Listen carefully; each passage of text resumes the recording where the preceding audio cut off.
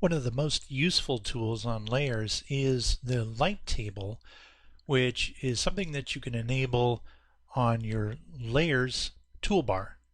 That's the one on here. It's the same one that you use to add a layer, add a bitmap for the layer, or lock your layers, or delete layers. It's this light bulb over here, and when you click on it, everything that is not the current layer is going to get dimmed. Now, for this light table tool to work, first of all, you have to be using the brush tool. Otherwise, you won't be able to see what it is. When you're using the brush tool, that lets the program know that you're about to draw. So now when I use the brush tool, even though my background is drawn with a gray brush, if I click on the light table, you're going to see that the background drops out even more.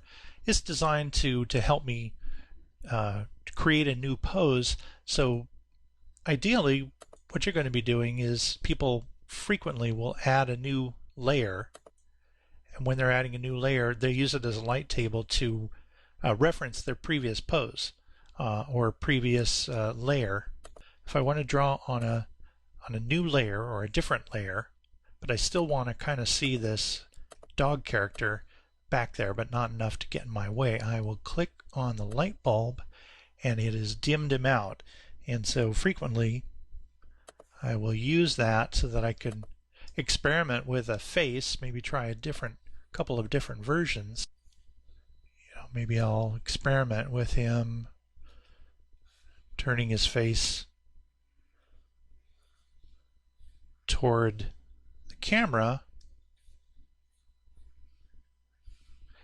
and I can see what I'm doing. This helps me to maintain some continuity, to make sure that his size continuity stays the same. And maybe he turns to the camera and says, "Oh, what's the use?" or some other very cliche type of pose. Good thing is I'm just using this to demonstrate the feature. And now I could take a look, and I think the size is about right. And okay, I decide that I like this version of the pose better, so all I have to do then is just take those little eyeballs and click them off and re-enable or turn off that auto light table, and now here's my scene. The reason the background looks the way it does is because I drew it with a gray brush, and this could be any color.